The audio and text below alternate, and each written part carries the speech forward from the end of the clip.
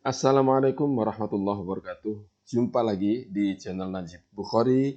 Di video kali ini saya akan menjelaskan skema bimbingan skripsi online. Apa yang harus dilakukan dosen, apa yang harus dilakukan mahasiswa, dan bagaimana prosesnya. Skema ini dimulai dengan penyusunan skripsi oleh mahasiswa dengan menggunakan MS Word. Tentu tidak langsung jadi 5 bab ya, biasanya per bab. Kemudian setelah selesai dan disimpan di laptop, file disinkronkan ke Google Drive. Langkah ini sebenarnya sama dengan mengupload file ke Google Drive. Kemudian membagikan file ini ke Google Drive dosen. Dalam proses ini, sebenarnya yang dibagikan hanya linknya saja. Makanya kalau di gambar ini berupa file, kalau ini file di dalam awan. Setelah dosen tahu mahasiswa mengirim file skripsi, dosen menyinkronkan Google Drive dengan laptop. Jadi supaya laptopnya juga berisi file yang dikirim mahasiswa. Langkah ini sebenarnya sama dengan mendownload file dari Google Drive ke laptop. Pada langkah ini, file yang ada di laptop dosen, di laptop mahasiswa, dan di Google Drive mahasiswa sama persis isinya. Jadi file ini sama yang di sini, maupun yang di sini. Nah, dari mana dosen tahu kalau mahasiswa mengirim file? Yang pasti dari notifikasi email.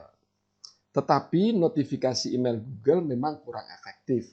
Atau bisa juga dosen tahu melalui pemberitaan langsung dari mahasiswa, baik lewat telepon ataupun WA. Tentu setelah di laptop, dosen mengoreksi skripsi, memberikan komentar, kemudian menyimpan file.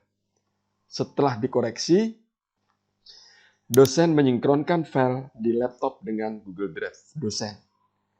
Jadi saat ini yang ada di laptop dosen ini sama dengan yang ada di Google Drive.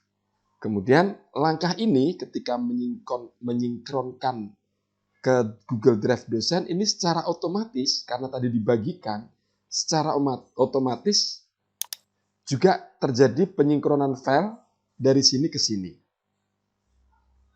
Setelah mahasiswa tahu file sudah dikoreksi dan dikembalikan, mahasiswa menyinkronkan file di Google Drive. Kita lihat. Oke. Dari mana mahasiswa tahu? Sama dengan yang tadi. Jadi mahasiswa tahunya juga dikasih tahu dosen atau mendapat notifikasi dari email. Pada langkah ini, file yang ada di laptop mahasiswa, di laptop dosen, di Google Drive mahasiswa ini sama persis ya. Berarti ini draft yang pertama kali dibikin mahasiswa, kemudian sudah dikoreksi dosen. Isinya file itu ya. Jadi di sini maupun di sini maupun di sini sama. Selanjutnya mahasiswa melakukan revisi sesuai koreksi dan komentar dosen. Perlu diperhatikan, mahasiswa melakukan revisi dengan cara mengedit file yang sama yang dibuat pertama kali oleh mahasiswa lalu sudah dikoreksi dan dikomentari oleh dosen. Jadi bukan dengan membuat file baru meskipun isinya sama. Sebab kalau yang dikirim kembali ke dosen nanti itu file lain, bukan file yang dibikin pertama, maka koreksi, komentar, dan revisi yang dilakukan oleh dosen tidak akan terbaca. Jadi perubahan-perubahan itu tidak akan terdeteksi oleh dosen. Dosen kan sudah ngoreksi. Lalu berdasarkan koreksi itu, mahasiswa melakukan revisi. Nah, kalau ini kemudian diubah dengan file lain, maka tidak akan terbaca, tidak akan terdeteksi perubahan itu. Ya, dan itulah pentingnya kita menggunakan fitur style dari Microsoft Word. Dosen hanya melihat file baru, kalau misalnya ini dikirim baru, yang sudah berubah tapi tidak tahu mana yang berubah dan apakah perubahannya sesuai dengan koreksi dan komentar dosen. Jadi prinsip bimbingan online itu satu file yang dikerjasamakan antara mahasiswa dan dosen. Satu file dari sejak penyusunan oleh mahasiswa hingga di-ACC oleh dosen, bukan diganti-ganti setiap bab. Langkah berikutnya, kembali ke sinkronisasi ini. Jadi setelah direvisi oleh mahasiswa, dilakukan editing sesuai koreksi, kembali disinkronkan lagi ke Google Drive. Dan seterusnya kembali sampai kemudian satu bab itu di-ACC oleh dosen. Secara umum, skema ini sudah memenuhi kebutuhan kita untuk melakukan bimbingan skripsi secara online. Tetapi ada kekurangannya. Yang pertama, notifikasi yang kurang efektif. Kekurangan kedua, jika jumlah yang ikut bimbingan banyak, itu kan artinya melibatkan file banyak dan mahasiswa yang banyak. Maka pengorganisasian bimbingan menjadi agak ribet. Apalagi kalau email yang kita gunakan tidak hanya untuk kepentingan bimbingan saja. Email bimbingan akan bercampur baur dengan email-email lain. Nah, untuk mengatasi itu ada skema kedua dengan menggunakan kelas virtual. Skema kelas virtual dimulai dengan dosen membuka virtual class atau kelas virtual. Bisa pakai Google Room atau pakai Google Classroom atau Slack. Kemudian seluruh mahasiswa bergabung dengan kelas virtual yang barusan dibuka oleh dosen. Setelah langkah ini, dosen dan para mahasiswa sudah terkoneksi melalui kelas virtual. Sekarang dosen dan seluruh mahasiswa ini sudah terkoneksi. Koneksinya apa? Baik Classroom maupun Slack. Dengan terkoneksi, dosen dan para mahasiswa dapat melakukan percakapan. Jadi percakapannya tidak melalui komen di file Microsoft Word, tapi juga di kelas virtual. Dengan terkoneksi, notifikasi paling tidak menjadi lebih efektif, sedikit lebih efektif. Lalu bagaimana cara mengirim file? Sebenarnya sama dengan kemarin, cuma sekarang melibatkan Google Classroom ataupun Slack.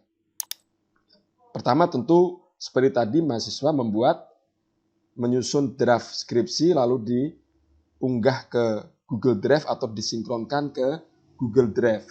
Kemudian mengirimkan ke Slack. Nah, ketika dikirimkan ke Slack ini sebenarnya dia share file ya.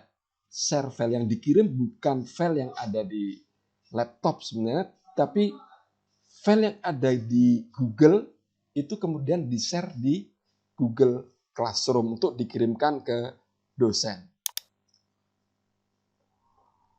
Nah, secara otomatis akan ada pemberitahuan ke dosen sekaligus mengirimkan file ke Google Drive dosen. Sobat, kalau pakai Google Classroom, secara otomatis karena ini satu perusahaan ya, Google Drive dengan Google Classroom, di Google Drive dosen ini akan langsung dibuatkan folder namanya folder Classroom. Nah, setelah tahu ada notifikasi dari Classroom, dosen tentu mengambil file dari Google Drive untuk kemudian dikoreksi dan langkah-langkah berikutnya sama. Apa kelebihan dan kekurangan bimbingan skripsi online? Yang pertama, hemat kertas pastinya, karena tidak selalu ngeprint ya. Misalnya kan kalau manual begitu selesai diprint lalu disampaikan ke dosen, dikoreksi, ada yang salah, diulang lagi, direvisi, ngeprint lagi. Kalau sering kena revisi berarti sering kena kertas print atau boros di kertas dan itu juga mahal. Itu yang pertama. Yang kedua, kelebihannya, jadi kalau sobat pakai bimbingan online tadi, pertama hemat kertas ya, yang kedua bisa dilakukan dari perangkat mana saja dan kapan saja. Artinya tidak harus melulu di satu perangkat karena filenya itu disimpan di Google Drive. Yang ketiga, mahasiswa lebih mudah memahami komentar dan petunjuk dosen. Tentunya kalau dosen nulisnya komentar di file skripsi itu jelas ya, tergantung sama. Ngomong juga kalau nggak jelas sama juga. Kemudian kelebihan berikutnya, dosen bisa melacak revisi yang dilakukan mahasiswa, dalam pengertian misalnya dosen mengoreksi, misalnya kasih komentar, ini cara analisisnya salah, harusnya seperti ini gitu kan. Kemudian dikirimkan kembali ke mahasiswa. Nah, mahasiswa ini dia kemudian kan melakukan revisi. Ketika dikembalikan lagi ke dosen, dosen bisa melacak. Oh, sudah dirubah sesuai dengan komentar saya. Tapi kalau di kertas atau bimbingan online tapi tidak menggunakan fitur review MS Word, dosen komentar, lalu ketika dikembalikan, dosen masih tanya, ini sudah direvisi sesuai arahan saya enggak? Karena enggak tahu yang baru ini mana yang sesuai dan mana yang tidak. Ya. Jadi ini kelebihannya menggunakan skripsi online. Tapi tentu sobat sekalian, dengan catatan menggunakan fitur review dari Microsoft Word. Kemudian dosen dan mahasiswa tidak harus ketemu secara fisik. Ini pasti ya, karena bimbingan online tentu tidak harus ketemu. Tidak harus ketemu itu bukan berarti tidak boleh ketemu, karena sesekali perlu ketemu untuk hal yang tidak mungkin hanya melalui online.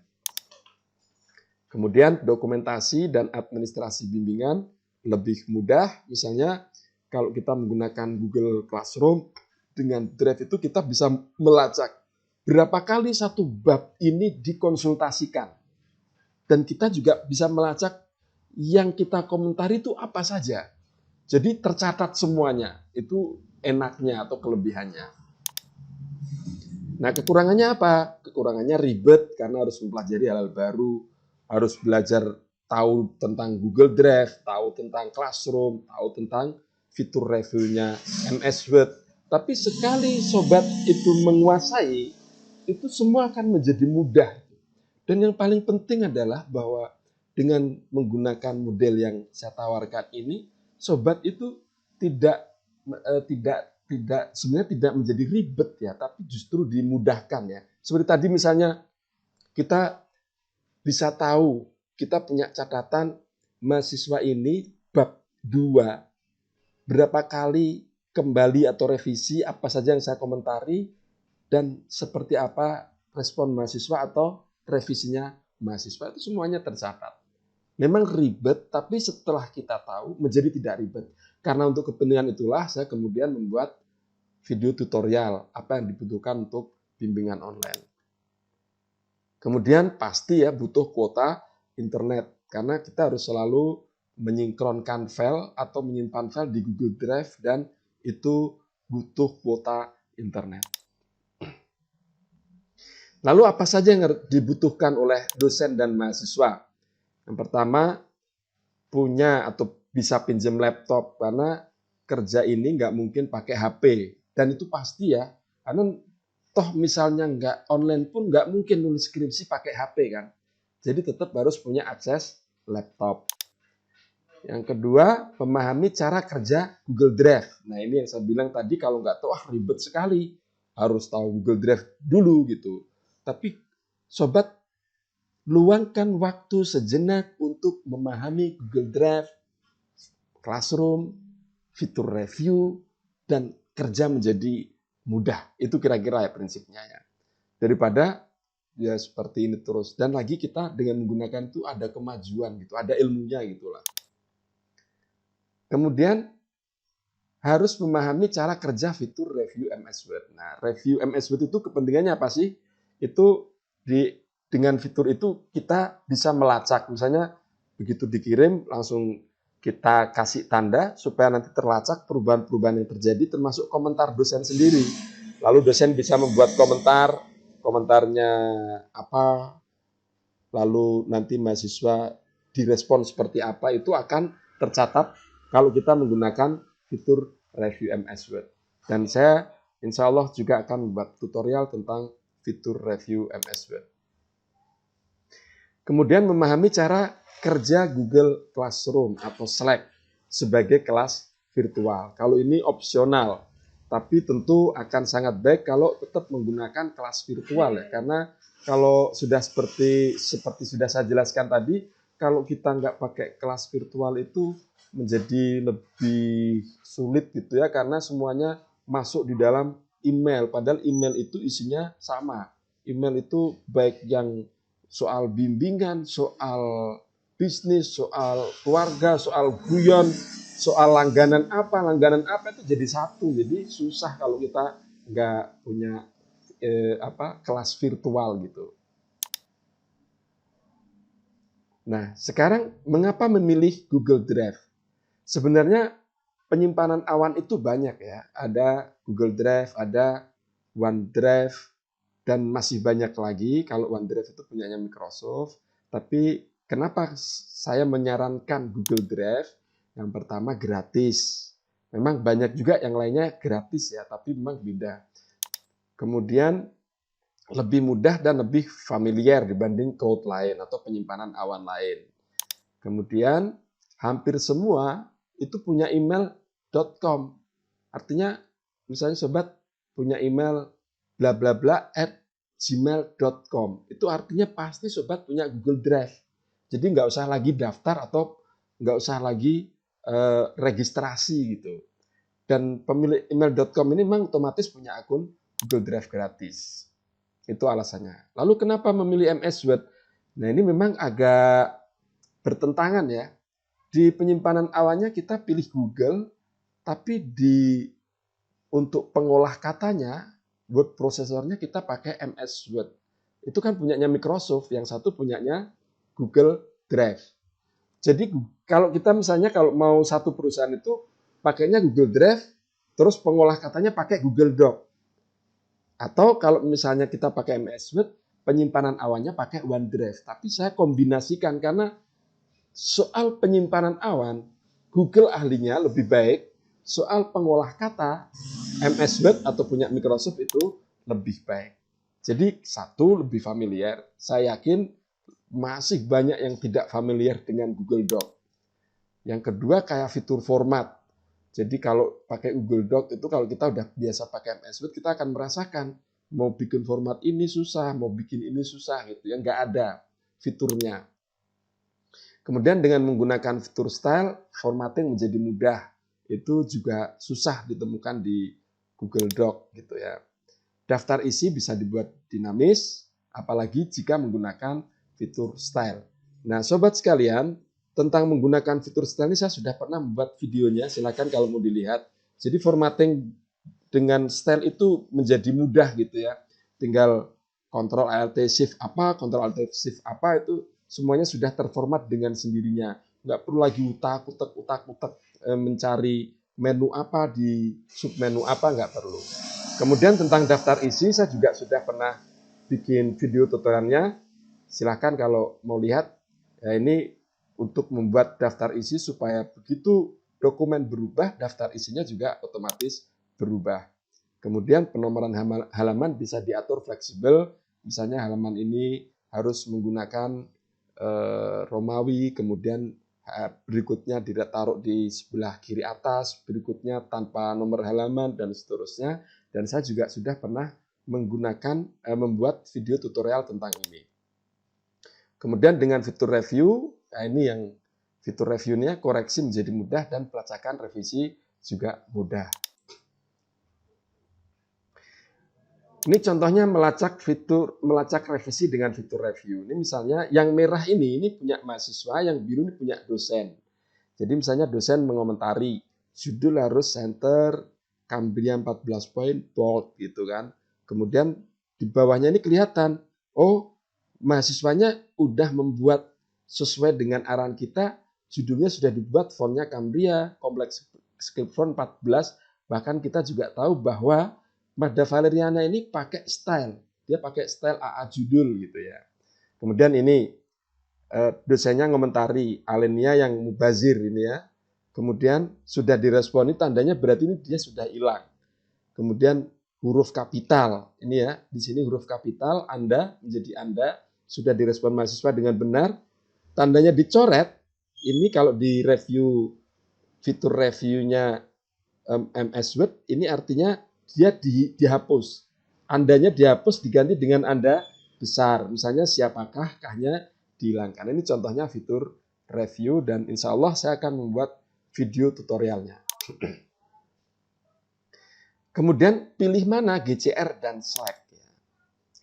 Ini kita baca apa sih masing-masing kelebihan dan kekurangannya. Gratis, Google Classroom gratis, Slack juga gratis. Support Android, keduanya juga support Android. Harus pakai email Google kalau di Classroom, kalau Slack bebas. Pengorganisasian dan pengadministrasian lebih mudah dan rapi di Classroom. Kalau Slack ini kurang bagus ya untuk pengorganisasian dan pengadministrasian. Lalu fitur percakapan minim dan kaku itu kalau Google Classroom. Kemudian kalau di Slack percakapan real time dan kayak fitur. Kemudian notifikasi kurang efektif. Kalau di Slack ini notifikasinya lebih efektif gitu ya. Nah, ini yang paling penting untuk kalau kepentingannya bimbingan skripsi online, Google ini membuatkan folder khusus Classroom untuk menyimpan file yang dibagikan. Jadi kalau Slack, dia harus membuat folder secara manual dan setiap kali ada file yang dibagikan harus membuat pintasan secara manual, shortcut secara manual. Jadi lebih ribet ya, maklum ya, karena kalau Google Classroom dengan Google Drive itu kan satu perusahaan. Nah, dia dengan Slack nggak satu perusahaan. Jadi secara umum recommended mana? Recommended Google Classroom untuk kepentingan kelas online atau bimbingan skripsi online. Tapi sobat, kalau kepentingannya itu untuk kerjasama antar dosen atau antar mahasiswa misalnya ya, kerjasama misalnya satu file mau dikerjakan bareng-bareng ya, kita sedang menyusun katakanlah satu dokumen gitu, entah dokumen akreditasi, entah dokumen apa gitu, maka Slack ini lebih baik digunakan ya, karena kenapa? Karena dia hanya melibatkan sedikit file aja satu gitu ya. Ya bisa banyak kalau kerjasama berikutnya ada, tapi secara umum kan yang dikerjakan itu hanya satu file dan dikerjakan orang banyak, bukan masing-masing orang anggota yang terlibat itu mengirim file. Nah, itu bedanya. Nah, karena itu kalau untuk kerjasama, misalnya menyusun satu dokumen gitu, programnya atau targetnya, maka Slack lebih recommended atau direkomendasikan. Tapi kalau yang model bimbingan online, skripsi gitu misalnya, Google Classroom direkomendasikan. Kenapa? Karena dia melibatkan banyak orang dengan banyak file. Artinya masing-masing orang akan mengirimkan file. Jadi ini seperti many to one gitu ya. Banyak orang ke satu. Kalau di sana itu kan lebih many to many gitu ya. Banyak orang untuk banyak orang dengan satu file. Kalau ini banyak orang dengan banyak file ke satu orang, yaitu dosen. Demikian sobat, skema bimbingan skripsi online. Semoga bermanfaat. Terima kasih atas kunjungan sobat. Wassalamualaikum warahmatullahi wabarakatuh.